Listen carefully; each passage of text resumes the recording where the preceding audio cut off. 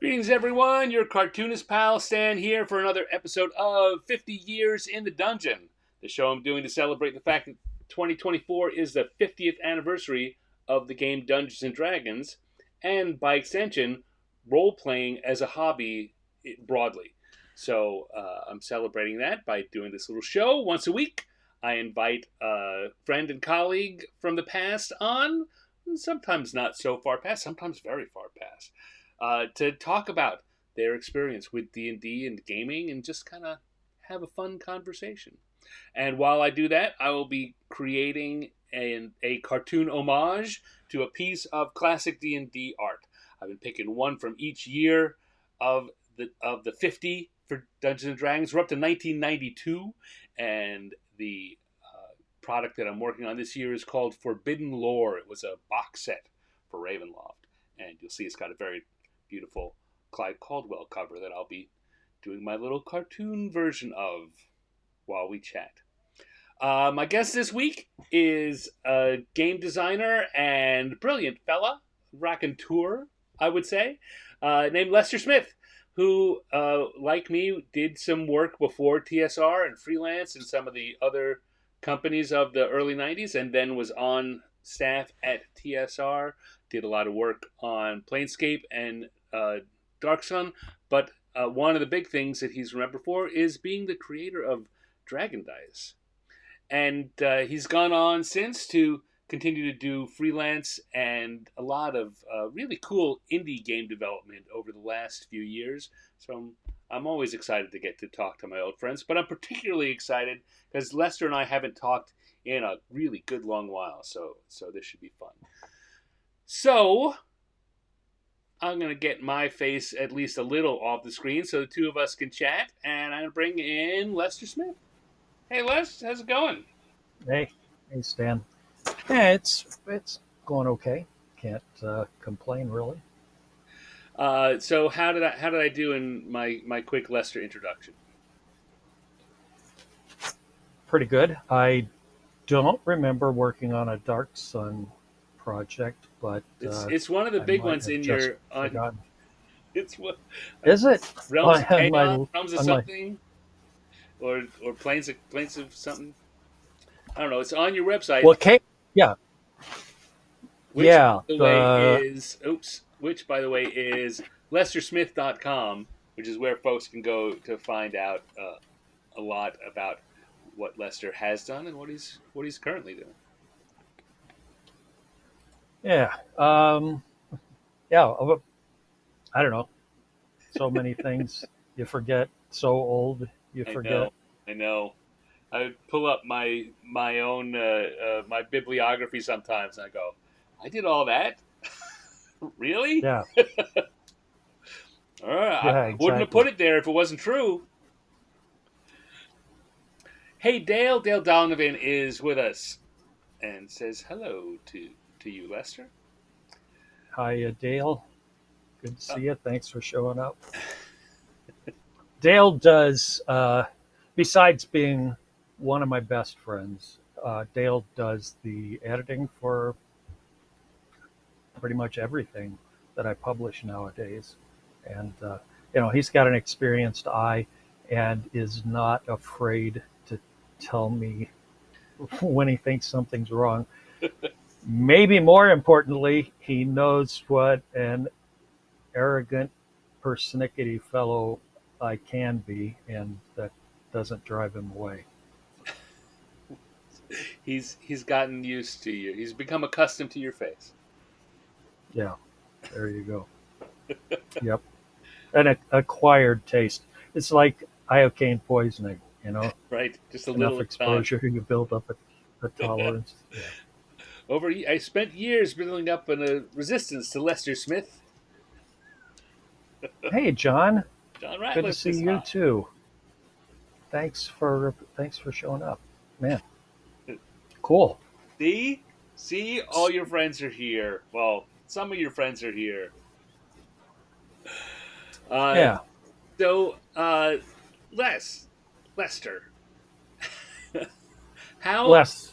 Les, Les, how how did you get into? So we probably got into gaming about the same era, although maybe a little earlier for you.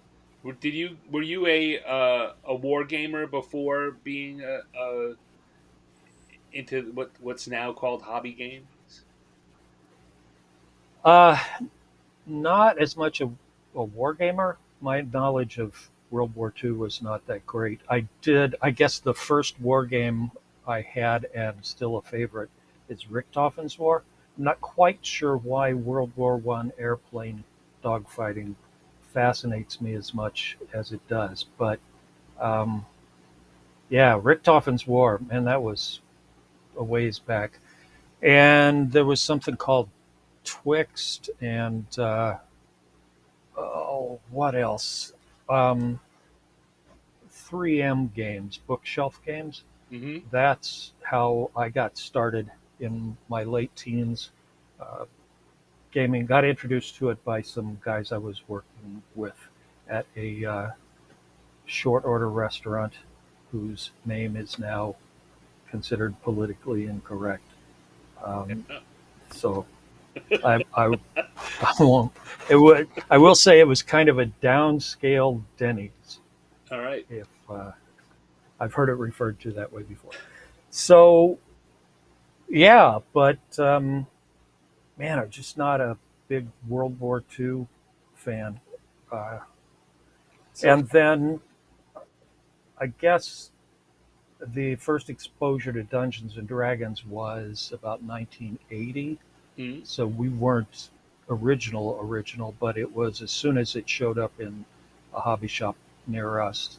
Uh, a friend of a friend at church bought a copy and invited some of us together. And I so don't remember my original character. I do remember the friend. Well, we played D&D. We played D&D exactly once. right. I do remember the friend who invited me kept searching. We killed a giant in a cage. That'd be easy. Um, and yeah, my buddy just kept. He was looking for treasure on this giant, just digging through his furs and Right. stuff. And the the GM got frustrated and had him bit by a giant tick, and he stopped. He stopped picking through the pockets at that point. But the game was a little too the the rule. It was hard to understand what the aim was, Right. right? Because you're used to games having victory conditions, and this one didn't. But it still had enough war game-ish. Yeah, Right. Oh. it was a little odd. And then we got into AD&D almost immediately after that. Um. So was that were you using one of the uh intro boxes or the old white books? I think he had white books. Again, we played only once, and I had no idea I had no idea how much of a big phenomenon this was going to be in the long run. So I don't know what he did with the white box, Right. but So and where were you know, you? What part of the country were you in when this was going on? my hometown is Bloomington Normal, Illinois, right in the center, a convergence of a number of interstates on your way from Champaign to Peoria, uh, or Chicago to Carbondale, something like that. Right in the middle. Actually, it was a railroad hub, which, and then Illinois State University started there. Right. Illinois Wesleyan is there, so Normal in particular is a university town. Um. So, if the first couple of interactions with it were kind of perplexing, how is it that it really grew on you? the the guy who I'm trying to think of who our first GM was. DM would have been called. Uh, it was either the guy who ended up getting bitten by the tick, or one other very creative fellow I knew. The guy who got bitten by the tick, Pat Lowry was his name, and he went on to GM us through. Oh, the Fantasy Trip was what we Hmm. played most of the time early on, but that was after a couple of years of AD&D, and second edition was what we really got into. Really got into. That's what when I started DMing, it was that edition. So it was very cool to meet Zeb, later on and work with him Yeah. later on. So what? All right. So I'm going to switch over here, switch our views to my drawing. This is over on the side. You can see I've got a little reference for the cover art for Forbidden Lore. Uh, but what is? How did you segue from gaming to creating? Um, well, first, let me say hi, Chuck and Jason. Thanks for showing up. Um,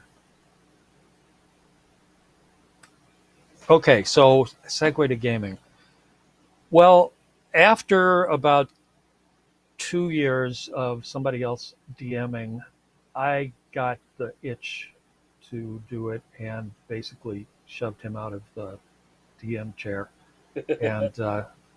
and took over. And man, so passionate about it. I think one of the reasons that I like solo gaming nowadays is I was so passionate.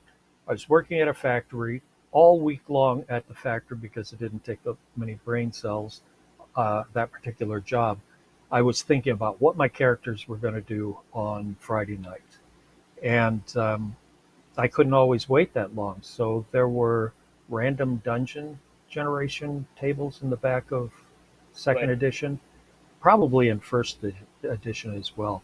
And I would run my characters through random dungeons just to try to just Jones into play. Was not as satisfying, obviously, as playing with a group of friends, um, but it was something. Uh, so yeah, I got hooked DMing. Part of it, part of it was the fun of seeing other people enjoying their characters, right? Getting them really invested in the world, giving them um, some space to play in, and so my first dungeon, I'll go on a tangent there. I had a lawful good wizard who owned a castle built into the side of a mountain, and he had left 100 years ago and left his castle in the hands of a local monastery. So the monastery, 100 years had gone by, and they hired the PCs to go in and just check the place out. And there was this great spell, I think this was first edition, Guards and Wards, that you cast it someplace and it would fill all of the corridors with fog, all of the stairwells with spider web, Mm-hmm.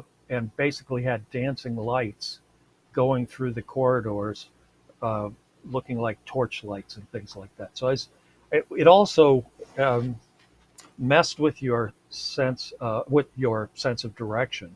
So whenever you hit an intersection and you're mapping out, you might end up going the wrong way, which And not, that was probably that could be really frustrating. When they found the corridor extended clear out beyond the walls of the castle they'd come in, they were not real thrilled with that. But I, because of the guy who got bitten by the giant tick originally, Pat was really steeped in the DMG, and I knew he was really skeptical about my ability to run. So I had a secret room, Wizard's Lab, and among the things in there was a rod of lordly might. Okay. And first level characters, a rod of lordly might. People nowadays might not realize what a stretch, how much different in level those were. So Pat, his character stepped in and was like, "Oh, Rod of Lordly Might, are you out of your mind? You're going to destroy this campaign. You've thrown the balance completely off." And I sat there saying, "Well, it's not like I can take it back. You know, I I put it there. You guys got it. We'll just have to see what happens." And of course, the rest of the players, my wife was part of the group. They're all going, "What's a rod of lordly might, Pat? What's it do? I mean, it's obviously big." And so he went down through the buttons. Well, look, it turns into, I don't know, +3 flaming axe, and it does all of these super powerful magical things. And they went, "Wow, that's amazing!" And they stepped back in the hallway, and I had them attacked by a group of orcs immediately. And Pat said, "Stand back! I've got this rod of lordly might." And he hit the like +3 flaming axe button or whatever, and it just went fzzzt, because a rod of lordly might has a limited number of charges in it, right? Right. And I left in just enough charges. I knew he would show that thing off. I left in just enough charges for him to do each once, and then it was gone. And the look on his face when he turned to me, he's like, "You son of a." But after that, it's still a really powerful item for first or second level characters. Right. But yeah, that was fun. Um, That's some pretty advanced thinking for an early DM, right? um, I know. To, just to I, Go ahead. I think that is tied to the strategy gamer sort of approach to things, right? Um, you're trying to judge your opponent. In this case, Pat was a player character. His a player character, and so I wouldn't call him an opponent, but there was this crackling of intellects against one another in board games. Just took it to that level. Um, yeah, thanks, Dale. Um, so Dale, yeah, for those of you who don't see the chat, Dale said that is appropriately Lesterian. yep. Um, so by that time, we were beginning to get into the fantasy trip, and we played that a lot. And I mentioned that because that got me looking at Chaosium's um, initial fantasy game, Right. uh, RuneQuest, because of Call of Cthulhu, which that was a wonderful discovery too. Right. Maybe I'll talk about that sometime. Um, so I just started, man, any role playing game I could find, and there weren't very many back then. But I would bring to the table and try to convince the the guys to give me a chance to run it, and I probably drove them crazy because we went through so many games, a few games that weren't even role playing games. Ended up using at one point we used the magic system from TSR's Conan boxed set Hmm. on top of the it's like 4 pages of role playing rules at the very beginning of uh, Middle Earth Quest Pick a Path books. Yeah. So I used that for the character generation system, and we played on the Barbarian Prince board game map for the campaign, and there were some cards that I got that would let players interact with the plot in unusual ways. I think it was published by the same group that did the Arduin Grimoire. Mm-hmm. Yeah, and I started going through all these role playing games, seeing how they could work together, kit bashing pieces, and eventually got laid off from the factory and thought this is my chance to never go back to that. I had a fall on unemployment. Well, I applied for college uh, and had a fall on unemployment before college started. So took a bunch of part-time jobs, gamed almost 24, almost 48 hours straight every weekend with my old high school buddy Jim Cotton, and did a little board game, sent it off to Space Gamer magazine. Surprise, surprise, they bought it. Um, I guess the first thing I did for them was a 4 paragraph. They call them micro reviews. I think back then. What's good? What's it about? What's good about it? Find something. What's bad about it? Find something. And then what's your summation? Your recommendation? Um, yeah. And then at college, I was 30 something. Had 2 children and a third one on the way. Was convinced that I'd go broke trying to support the family in college at the same time. Right. And so I was racking up every credit I could, and there was a professional practice opportunity to do some proofreading for Game Designers Workshop, the guys who published Traveler. Mm-hmm. The, and yeah, they were in my hometown. I started doing some proofreading for them because of my medical background as a National Guard medic, a battalion aid station medic, actually, like on MASH. Yeah. Um, I would mark in the margins sometimes, okay, this is close to the way it works, but like the optic nerves, when they cross over from the two eyes, they don't, it's not that your right eye goes to the left side of the brain and the left eye goes to the right side of the brain.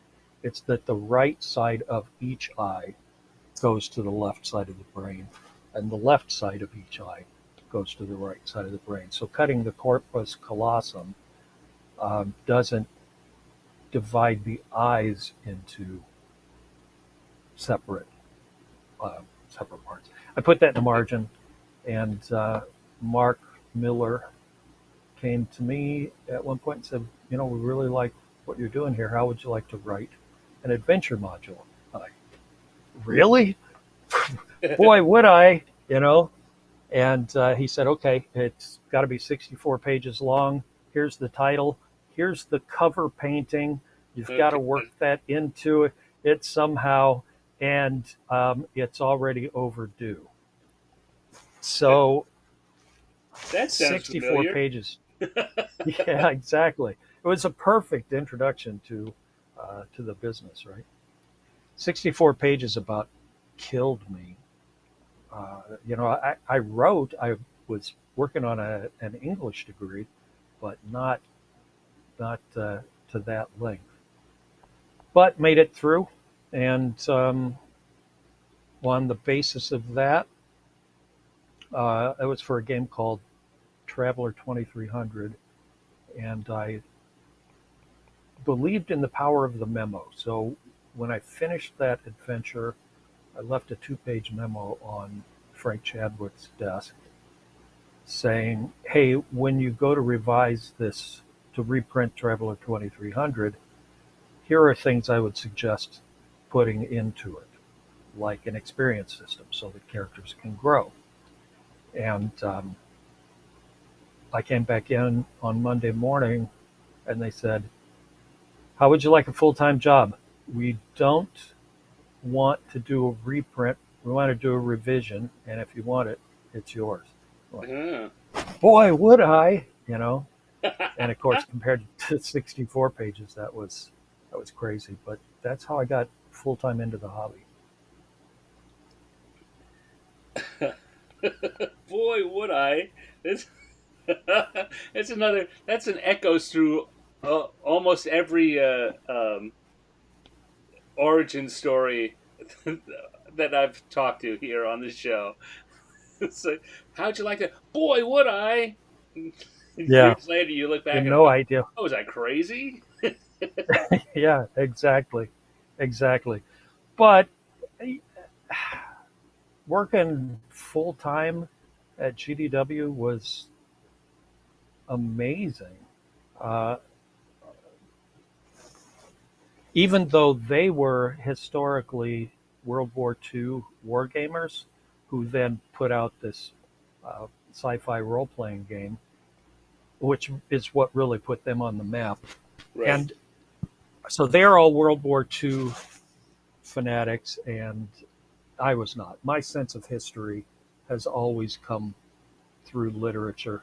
I couldn't have told you about the Napoleonic Wars until after I read The Count of Monte Cristo, and then things started falling into place that way, you know. So World War II, yeah, in retrospect, but that kind of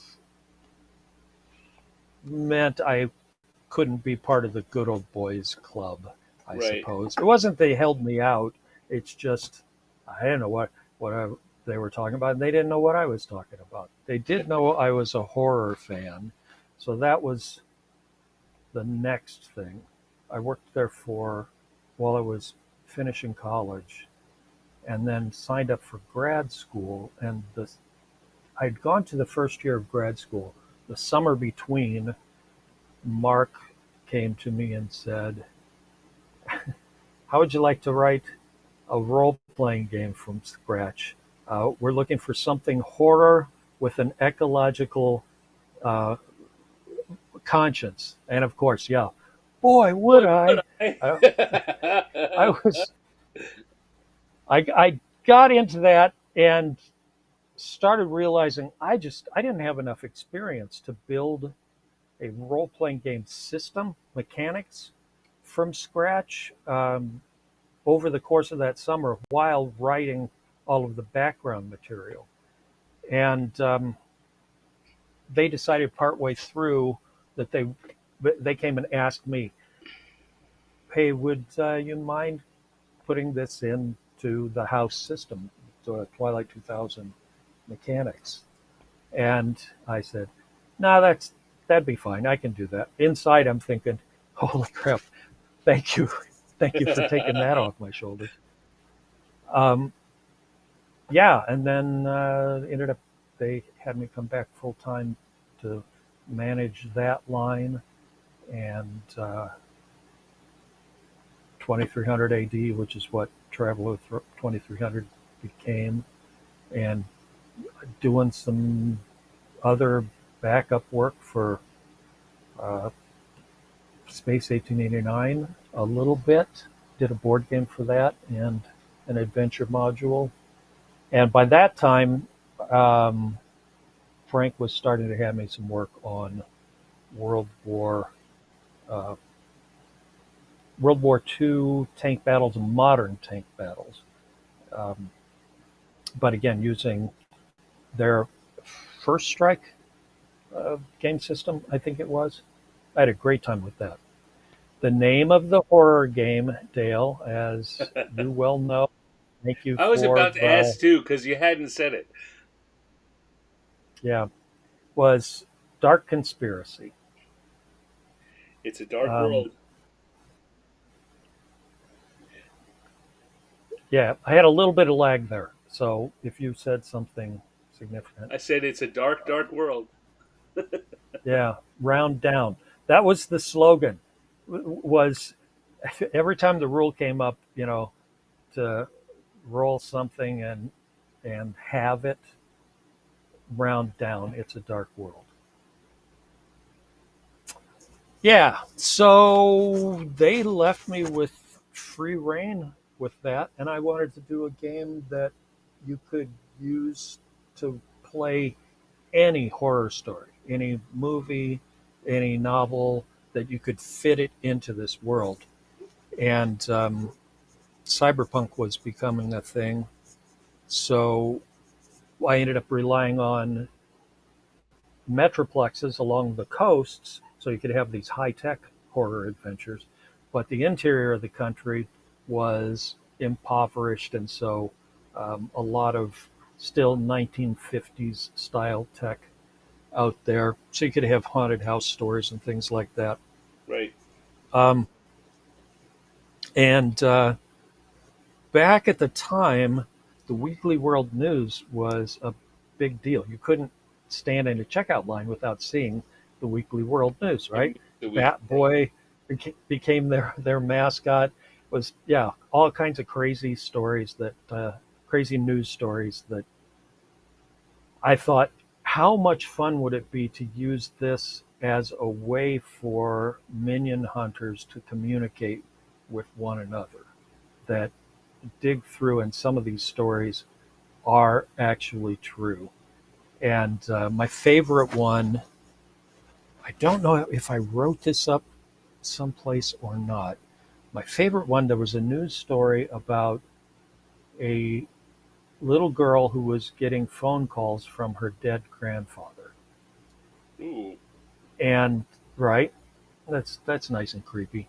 So I was trying to figure out, how do you fit this into this horror world, and I thought, okay, so the ETs, they're experimenting with building organic computers using thin slices of brain cell from different animals, including humans, right? And then wiring them together and then figuring out what they could do. So there were just enough sheets of her grandfather's brain for him to remember her and her phone number, but it's mixed in with rat brain and dog brain and stuff like this. So, he's sounding crazy all the time. Of course, nowadays, yes, they have actually thin sliced rat brain and put it between pieces of mylar plastic, I think, and tested it as circuitry. So I think Congratulations, I you predicted the future. predicted the future. Yeah. If you hear a bunch of dogs, we have a bunch of Chihuahuas, and I think probably my daughter came by from next door, and they get all excited when she comes over. So Either that or it's a squirrel. All right. So, how did you make the jump from GDW over to TSR? GDW, I think Guy Gex came to GDW, as I recall, to pitch a new fantasy game at them, which he called Dangerous Dimensions. And and GDW was having some financial um, troubles, which often helps with big booksellers. They Frank had done this book. This was when Desert Storm, right as that launched, called the Desert Storm Fact Book, and it ended up in like 7-Elevens. But I mean, just a thin little book, but it explained what all of the equipment was and something about tactics and things like that, and people just ate it up. Well, the book trade came back and said, you should really do a follow up to that now. And I think it was the Desert Shield Fact Book, which was more of a history of what had gone on with the war to that point. And it went out into the book trade, and the book trade being what it is, they decided they couldn't sell it, and they tear the covers off and mail them back, and you have to pay them back for whatever advances you got. So it was right about then that Gary came to GDW and asked if they'd be interested in this new fantasy role playing game. And of course, it's Gary Gygax, so there's the name behind this. And so they kind of jumped at it and pitched it to me if I'd be willing to edit it because I was into more fantasy than they were. So for me, it was an opportunity to work with the legendary Gary Gygax. Yeah. Boy, would I, right? And yeah, so I got to know Gary fairly well from that. I spent, God, that was such a hard period of time just because the job was so big. It was over 900,000 words, just short of a million words Wow. that I had to get through in a period of like 2 or 3 months. I have enough mental scarring from that I don't remember quite exactly how long it was. Um, and Gary, I talk about me being hard-headed uh, and arrogant. Sometimes some people think um, Gary was a force to be reckoned with. So Right. every day I had to fax him what I had edited and proofed so far that day. And every morning he would call me to debate all of the marks that I put. I mean, every comma. And I several times had to fall back on, look, Gary, I just finished a grad degree in teaching writing, and here are the grades I got. And, this isn't my first rodeo. I would, because of that degree, I could tell him, look, you have an independent clause here. You have two independent clauses that are tied together. It has to be a semicolon in the middle. Or in this case, you have this introductory dependent clause. You can't just run it into there has to be a comma there. So that was the level of discussions that we would have. And then I would get back into the day's editing to fax to him the next day. Um, Only once did he ever shout at me. One morning, he just, well, that's not. And then he called me back later that day and apologized. Said, I had a blinding headache this morning. That was no excuse. So my interactions with Gary were wonderful. Um, but the pain was having to debate commas and me taking out commas because they didn't belong there, and him insisting Right. it needed to be there, right? So, I couldn't cut any words or it was difficult. And I got just short of a million words to fit into a book. And Frank was saying it can't be more than 350 pages. Like, here's Gary saying I can't cut anything. Here's Frank saying I can't be more than 350 pages. And I at one point told him, okay, well, we could do what they did with the Oxford English Dictionary. We could print it at 5 or 6 point type and ship it with a full-sized magnifying glass in a slipcover. He did not think that was funny. So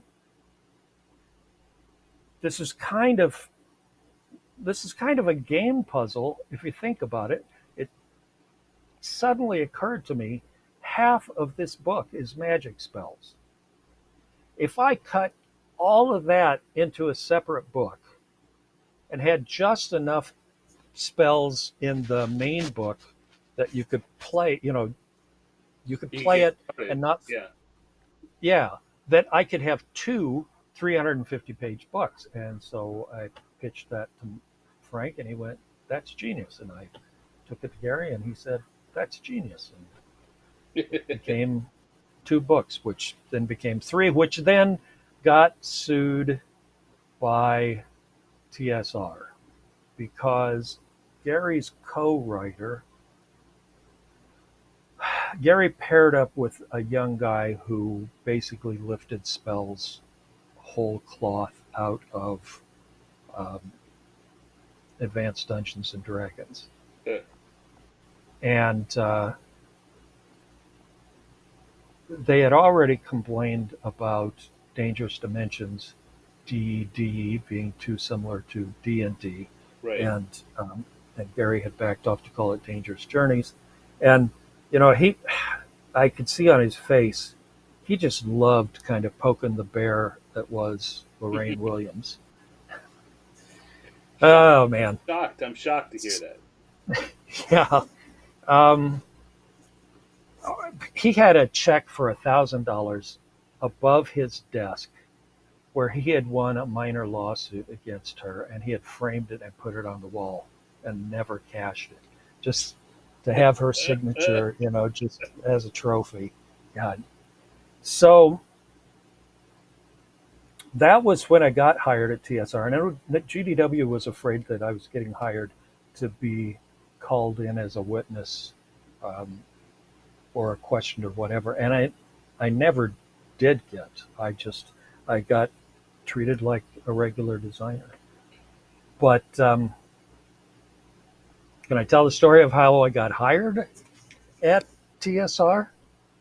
Can you? My my my now late friend Jim Ward. Yeah. We didn't know each other at the time, of course. And Tim Brown, who I had worked with at GDW, had gone to work at TSR, and he called me up after he'd been there a year and said, Les, they're hiring. You need to get your resume in. And I had, by that time, four daughters. And GDW, was paying low, small company designer salary. So, and of course, I had student loans out the wazoo. So the thought of going to work for a bigger company and making some more money was sounded like a dream. So I sent them to my resume, and I didn't hear from them. I didn't hear from them. A year went by, and I thought, well, that was it. And Tim called and said, "Hey, I just got hired on as manager of creative services. Jim is now vice president, and you need to. We want to have you up here for an interview." So I said, "Yeah, okay," and I went up for the interview, and I actually mentioned this in the last podcast with Jim Ward there. He kind of hung his head Hmm. because the interview was him taking me around the facility and showing me all of the places, the locations of his desk and whatever job he had had when the great layoff of such and such a year came through and he lost his job. And so we went back to his office and he said, so I think they were offering like $16,000 at the time. And I sat down and I thought, yeah, I think I was making 12 at GDW. I mean, these numbers sound, they It sounds sound crazy. insanely low. Nowadays, they were only painfully low back then. But so it would have been a definite boost. But I'm sitting here with this guy who's basically telling me, these layoffs are going to come through, and so your job's not going to be that stable or whatever. Um, and I still had a few months of grad school left. So I said, all right, I have three questions. The first thing is, I've got a few months of grad school. So can you wait until I finish or maybe have me work from home? Nope, it's got to be now or there's no deal. Like, all right. Well, you've also said that anytime I put my pen to paper, it belongs to TSR. And, I write poetry on the side, some things for my family. Are you saying you claim that? Yep. Anything you write, it belongs to us, which at the time I didn't realize was illegal. So I said, all right, well, the third question, can you move on that salary at all? Nope, that's what we pay everybody. And so I said, okay, well, thanks for your time. And his jaw dropped open. I don't think he ever had anybody refuse a job offer there before. And I went back home. Um, I had waited for a year for that interview. I think I Right. mentioned I'd put in a second resume, waited a year for the interview, didn't hear from him, and a year later, uh, Tim called back again and said, um, "Hey, we're hiring," and that was when he took over as the manager of the department at that point, and said, "I've got kind of honeymoon period here. I think I can get you on." So I went back up for another interview. Jim showed me exactly the same places they had been laid off from before. It was exactly the same tour of the building, you know. I think we've all had that. And yeah, I'm sure. I'm sure. He's trying to be, but God bless his heart.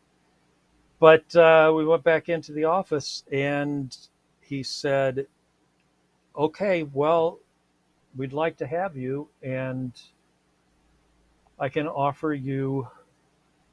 I think he said $20,000, and that was so much higher than I thought they were going to offer that I sat there for a minute.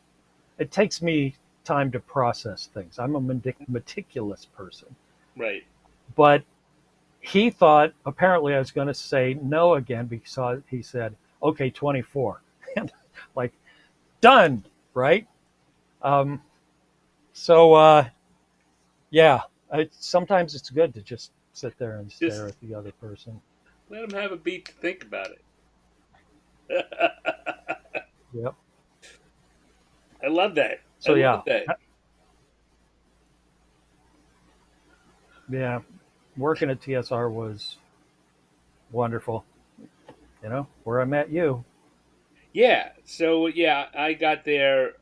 So that would have been for you 93, 94.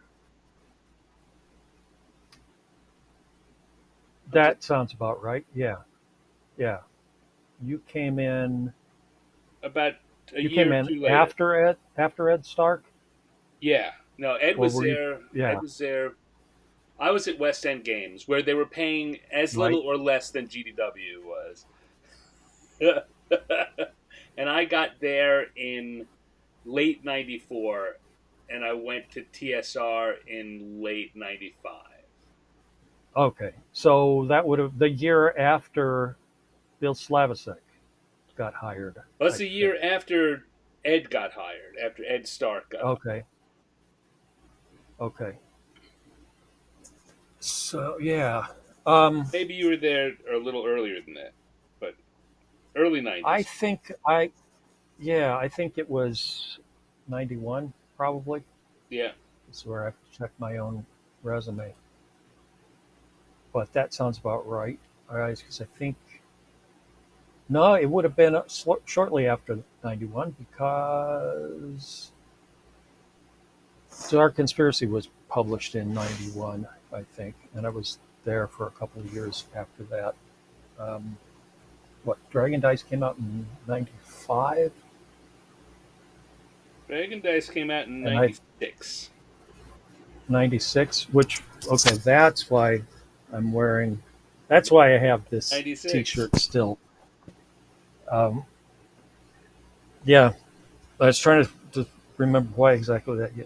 So, well, let's see.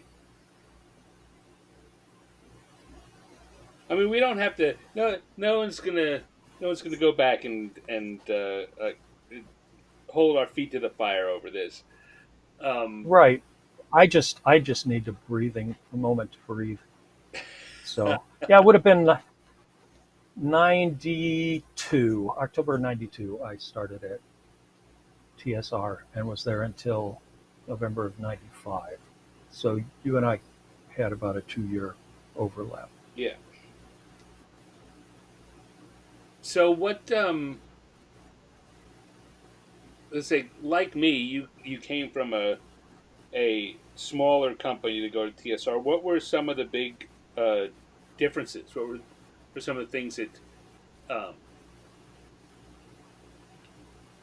I don't mean impressed as in wow, but that leave impressions on you about the difference between Right.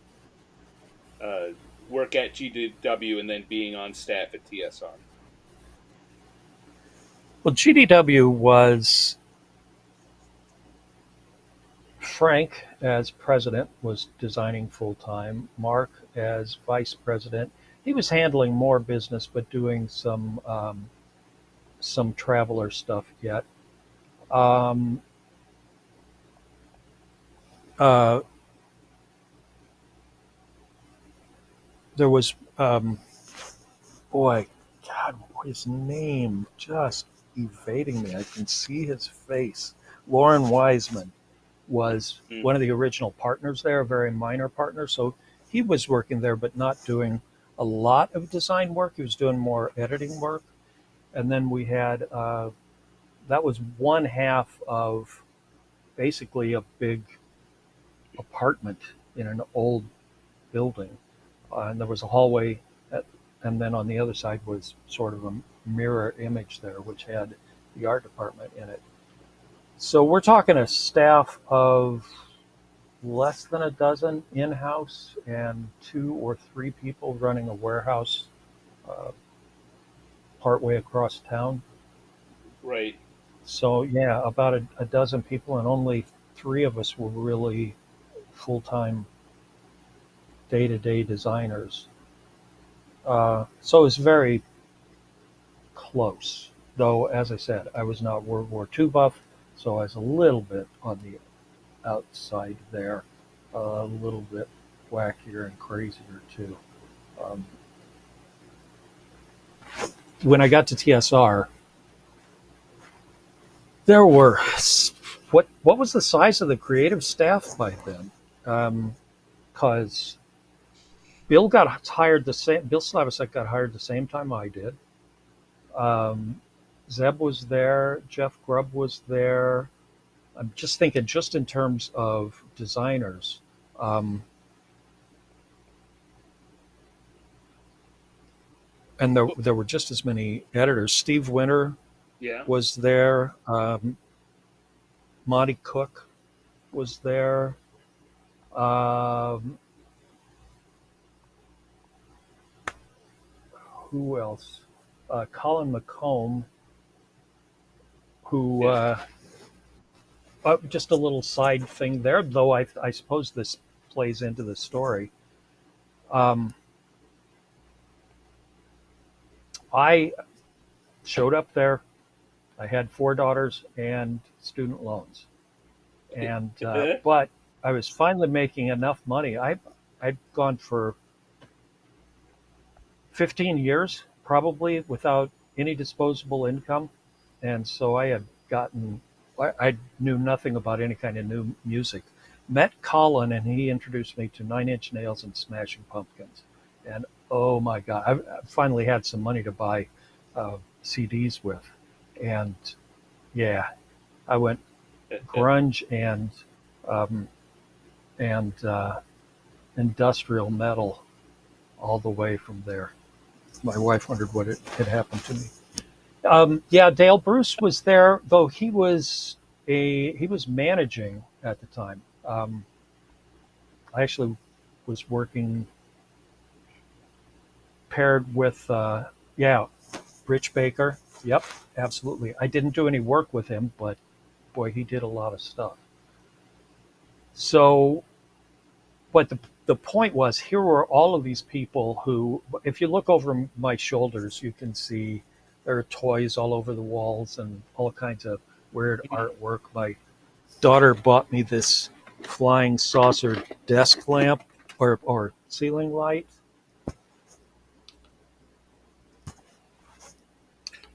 It's on full there, which makes it way too bright. But the little lights around the edge are kind of neat. Anyway, um, there's a ship. I guess it's off the screen. A big sailing ship full of Smurfs, and the whole design department was like that. you'd step Right. into Zeb's little cubicle and just stuffed animals. It was like working in a college dorm full of Ray Bradburys. It felt wonderful. And then of course Do there you were a few so more. Yeah, just as Bill an Bill aside, do you Connors was remember there. the Ray Bradbury Theater, that show he had on HBO, I think, for a while? That always started with him walking up the hallway and sitting down in his office, and it was filled with toys like that, like all around. I think Yeah, I think that we all watched that show and thought, that's what I want when I grow up. they've they have preserved that in his house as sort of a museum piece in one spot, one part of the basement, from what I know. So yeah, in my case, it's a lot of 1950s sci-fi stuff, uh, because of course that's when I grew up in the era of Space Angel and um, Right? inner tubes that we would hang on the ceiling and turn into space stations. So yeah, it was just wonderful until the day that I think it was Rich Dale who came in. It might have been it might have been Bill Connors. Somebody came in with the bright idea that we were going to start a TSR softball team and join this group that included like the Lake Geneva Fire Department. I was I played on that. right. Did you? Oh man, I was like, Not the no, no, original no, no, no. version, but yeah, when I got there, I joined the team. Oh no, I left high school. You know, I left the jocks behind. There's no way I'm going out there with a bunch of nerds for us to get our asses kicked at softball against a bunch of firefighters. And we did. We did. It was a really competitive softball league, and we were the fresh meat for everyone to practice on. We won Oh, one there you go. game. Wow. Well, that was the other I team couldn't get 10 people to show up. They only had 8 or 7, and so we won by awesome. default. There you go. That's exactly what I. That's what I could have predicted. Just somebody get bored and not want to play against us anymore or something. Uh, And I don't remember whether it was the fire department or what, but boy, were they were just on. They were telling people to drive and tell Jimmy to get his butt over here. We can't lose to them. We were I'll very I'll be kind honest. about it. We said, "Well, we'll give you an extra half hour until the umpire says no." Sure, try and get someone, and they couldn't get another person, so we got to win. Wow. Part of my problem was I couldn't throw. I still can't throw. When I was in basic training, they had a particular way you were supposed to throw the live grenade, and I Right. knew I would not be able to push it over the fence, over the berm. So the drill sergeant and I were going to get blown all to pieces. So I threw it the way I shouldn't have and managed to get enough clearance to be sitting here today watching you draw. All Yeah. right. So we're already closing in on it. See, these conversations go by like that. Right? We're already closing on an hour. Let's talk a little bit about Dragon Dice, since that was such a big uh, uh, product for that you're remembered for the stuff you did at TSR. How is it that you got involved working on Dragon Dice, so that you got that assignment? Okay, so what I understand behind the scenes, Jim and the other vice presidents were in a meeting with Lorraine, and TSR was getting its ass kicked by Wizards of the Coast with the new trading card game, right? What what role playing had done to wargaming, trading card games we're now doing to role playing. Right. And Lorraine said, you know, we're so well known for dice, for polyhedral dice. It's too bad you couldn't do a collectible game that way. You know, you can't get enough information on a die size side. But I don't know, maybe we can hire some think tank or something to do this. And Jim said, no, my little shire, I know, can do it. And so when I found out that was the case, as I said before, I believe in the power of the memo. So I left a 2-page memo on Jim's desk saying, if I were to get the job, here's how I would do it. And sure enough, I got the job. So Boy, would I! that is how, yeah, yeah.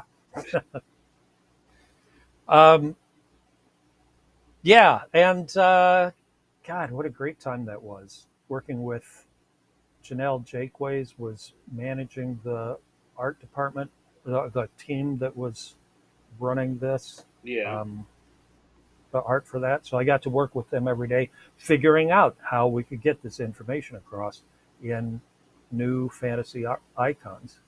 Uh, so, yeah, not sure what else to say about that other than I did. There is now a bookmark Dragon Dice role playing game I put out this last year. Part of the Bookmark No HP RPG Right. line of things. So yes, one of the things you've been doing recently is a lot of indie quick. Uh, I don't want to say small games, but little little rules that pack a lot of punch. Concise. And Yeah. one of them is, hold on a second,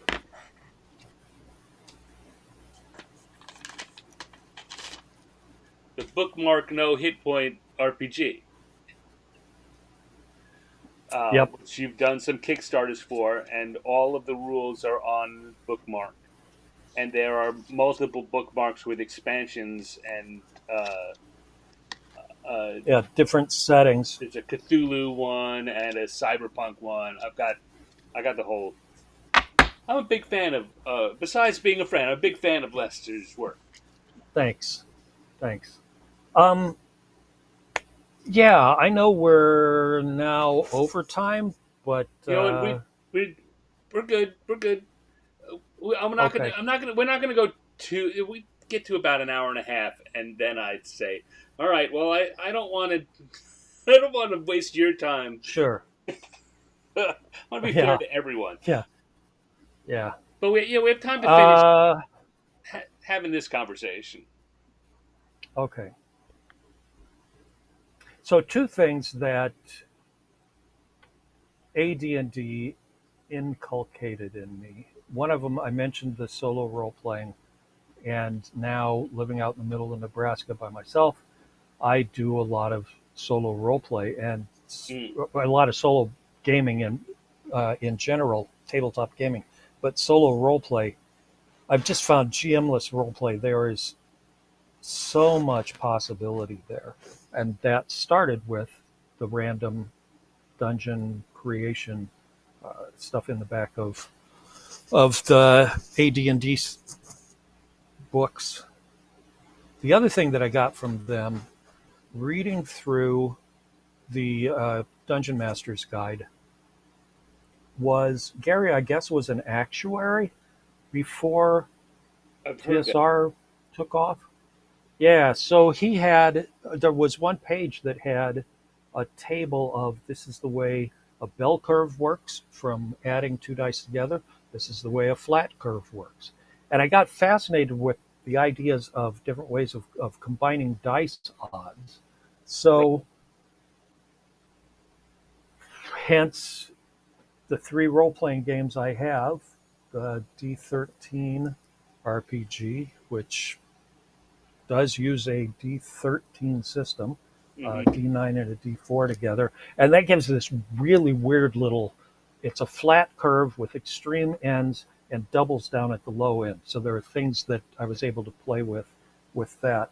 What got me really started publishing on my own was Marcelo Figueroa, an old friend who was in distribution. I think he still is working for a distributor.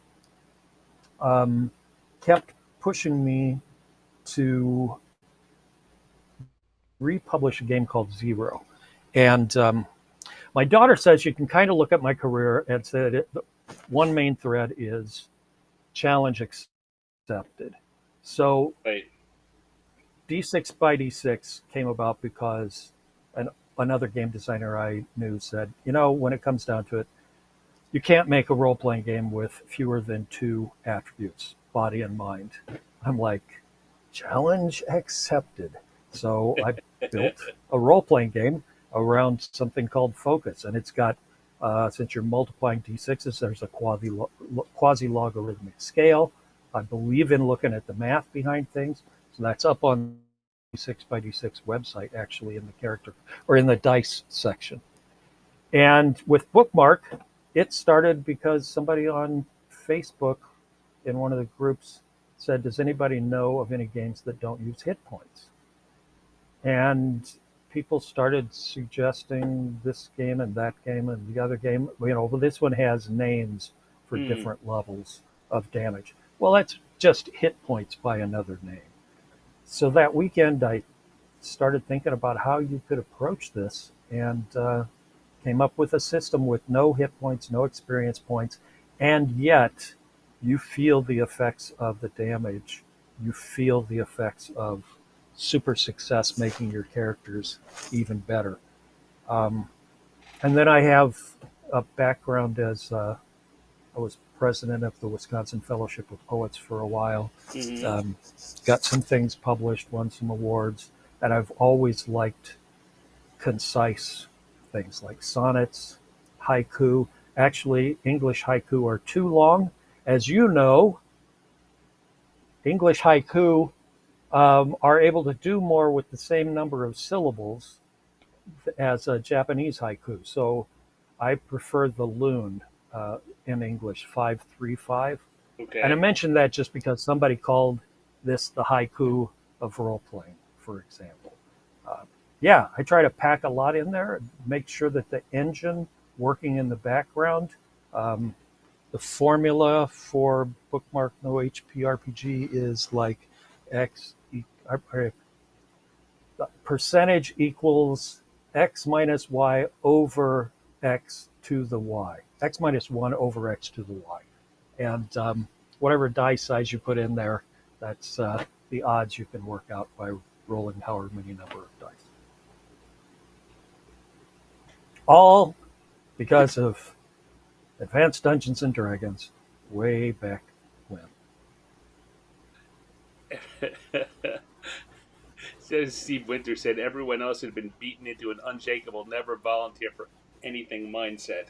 The mindset, yeah. Well, when I went through basic training, my stepfather, who had been in the army during the Korean conflict, told me, "No, don't let them know who you are, and last name Smith works, Yeah. and never volunteer for anything." But I turned 30 years old in basic, so everybody knew who I was, Smith or not, and I got bored easily, so I volunteered for everything. And if that didn't beat me it out of me, Yeah. uh, TSR wasn't gonna. um. All right. I'm gonna pause So the my drawing's about done. draw. I've gotten through a lot of the basic line work on this. I of course will finish this over the next few days, and if people are subscribed to the newsletter, where is that link here? The 50 years in the dungeon.substack.com free newsletter. You get to see this before everyone else, and then I'll release it for the public sometime later. Um, but it'll be finished the way all the other ones are. But I wrap up here with the drawing so that I can focus on a conversation with you for the last section, and not just stare down at my lap while you're talking. Um, Hit the button here. Here we go. All right. So, holy cats, Lester! I think that you're going on the list of people I need to have back because there's so much we didn't talk about. Right? There's still a lot of things, but Okay. we didn't talk. We just started talking about your no bookmarks and the D13 and the 6x6, all of which we could have a nice little conversation about. We didn't talk about fast forward. Right. Good. There's a whole lot of Lester Smith left to discuss. Um, but while we're here, we're at the 50. The reason that I'm having this show at all is for the 50th anniversary, um, which means that even like I started gaming in '79, so 6 months ahead of you maybe. It, that still puts us at 45 of the 50 years, which is Hmm. kind of crazy to me. So we've been, but we're here. We're at this juncture where role playing has gone from being this brand new thing that, as you were saying, you know, no one really knew what to do with, or everyone kind of had their own idea of what it might mean at the beginning, to something where uh, people are doing it online. People are making careers out of being role playing celebrities. What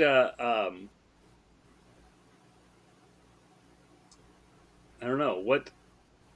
What do you think about how did did you ever think that this would be possible? I guess is a good first question. That we'd be that this hobby could become this pervasive, this popular.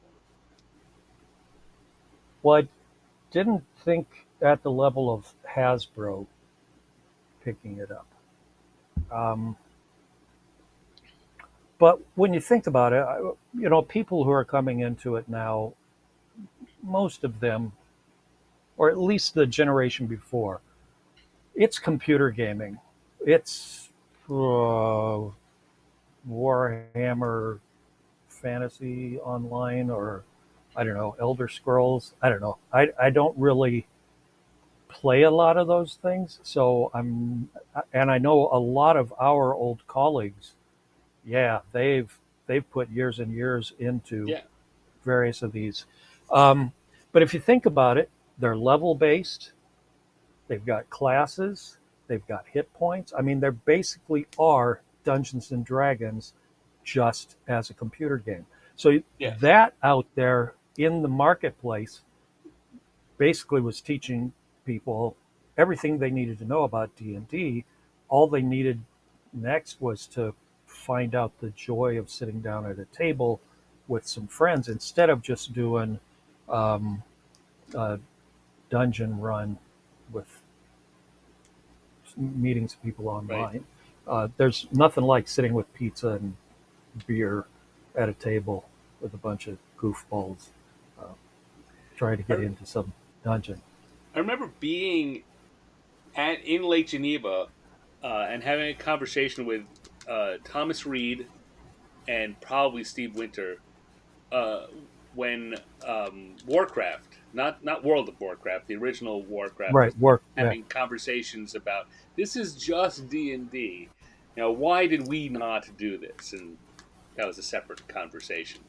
But yeah, I mean, uh, uh, there's a lot of the gaming world that doesn't understand how much what they're doing doesn't just owe a nod to the world we came out of, but it it is standing hip deep in it. Yeah. Well, and something happened to me um, with Star Wars recently because you came from West End, famously that Star Wars role playing game, which was amazing. Amazing. So when that came out, I was working at GDW. We did articles in our house organ challenge magazine. We did Mm-hmm. articles about all kinds of things. So I did an unofficial solo adventure for Star Wars. Very first thing ever published outside of that book. uh, and invented some planet. Um, and somebody last year emailed me to say, you must have known the planet was Kerouac, but it wasn't spelled like Jack Kerouac, uh, and said, you must have met some member of my family because that's how our last name is spelled. I don't think I ever did. And I went looking online, and in Wikipedia is that unofficial world I invented, and people have built a history around it. My point is just Star Wars owes a lot Yeah. Yeah. to West End Games. The amount of stuff they've picked up out of that source material is incredible. Yeah, we when Bill, I had Bill Slavacek on one of the earlier shows, and we were talking a little bit about that because that was a big part. He did the design, or he did a big part of the design on the Star Wars game, and of course he also wrote the guide to the Star Wars universe, the first big encyclopedia for that. But we're talking about the fact that there's a while before Lucasfilm had a licensing department, when they were just growing their licensing department, that basically people that wanted to do that wanted to do Star Wars stuff were told, look at the West End products here. Buy, if you want to know what it is, get this book from West End.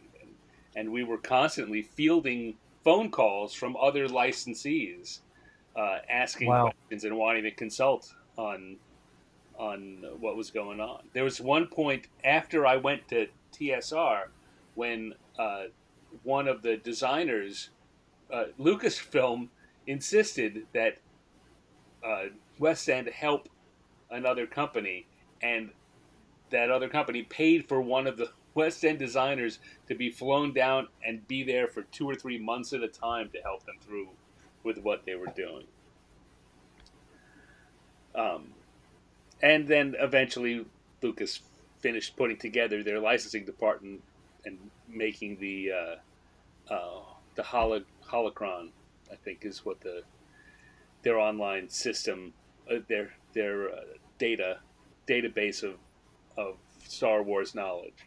But it all grew out of the stuff that Bill had done for the encyclopedia, and the team at West End had grown for the game.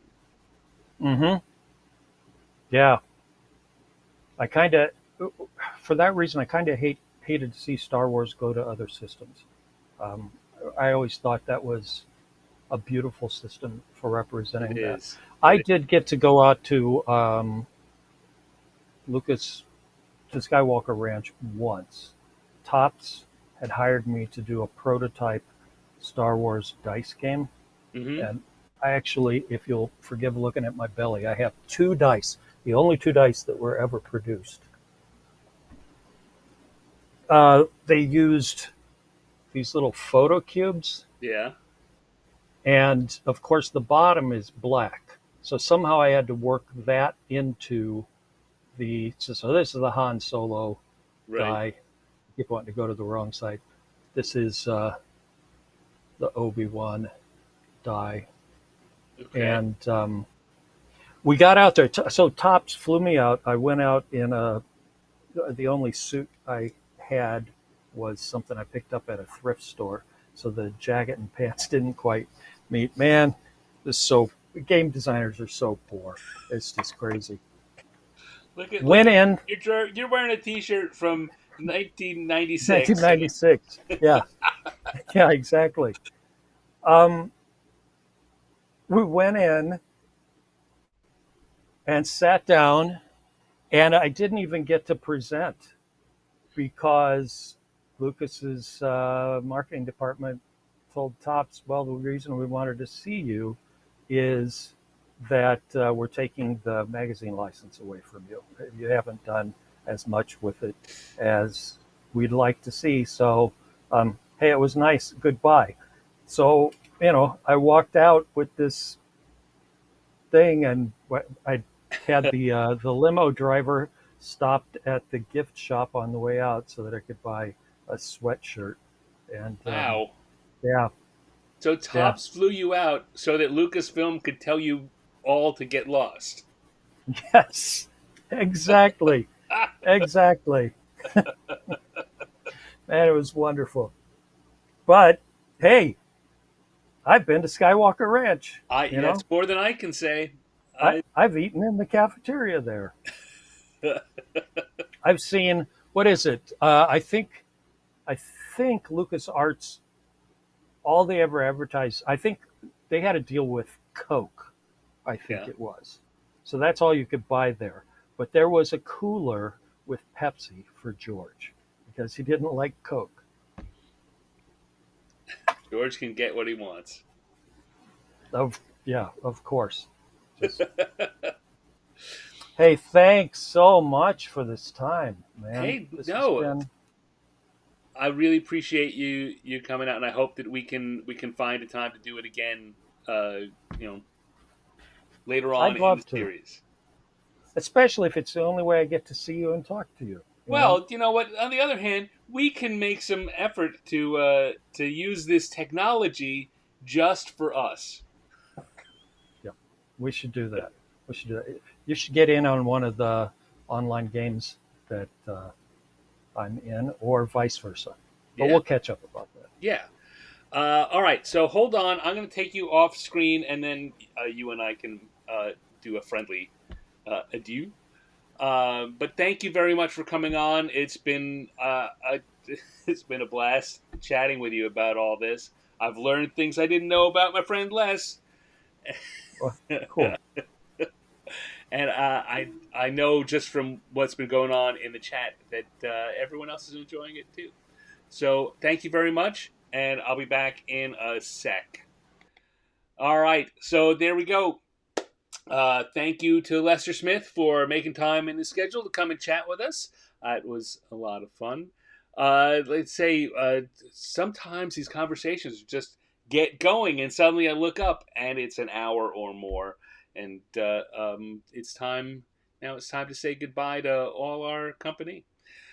Thank you, everyone, for tuning in here. As you know, those of you who are watching now, the YouTube channel is still down, still working on that, but this is going out to Facebook and Twitch and a few other places where it will live for as long as they will let it.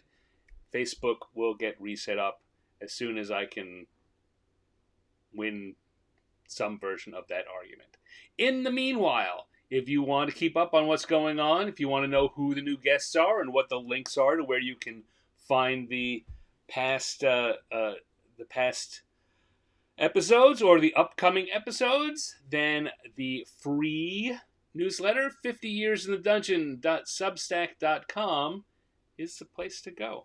You will get all that information, plus you'll be the first ones to see the completed cartoon homages once they're done. And there are, of course, also paid versions. If you want to support the show, you can subscribe there, and that, of course, will help me out a little. You'll get some extra material, like you'll get to see process videos of the drawings when they're done. A little video that shows the whole thing, starting from nothing and ending up with the finished piece. And you will get discounts on merch. Like I've got prints of these finished homages that I'm hoping to start rolling out soon. Had some trouble getting them printed, and we're several months along now. So I hope to one of these weeks to be able to hold some up and show you what they are and begin rolling that out. Anyway, thank you again for tuning in, everyone. Come back next week when I'll have another fun guest. I don't know off the top of my head who it is, but I know it's going to be someone interesting, someone I want to talk to, so probably someone you want to hear from too. If you want to keep up with me beyond there, I have an Instagram where I post all of the art I do and release publicly. Instagram.com/Stanex. And if you want to be in on all of the Stan stuff, I also have a Patreon. Patreon.com/Stanex. Come on over, join in. be a member of the Stantastic Corps, as we call some of them. Yeah, I don't know. I'm not a good pitch person. This is why I'm in gaming and not in Madison Avenue.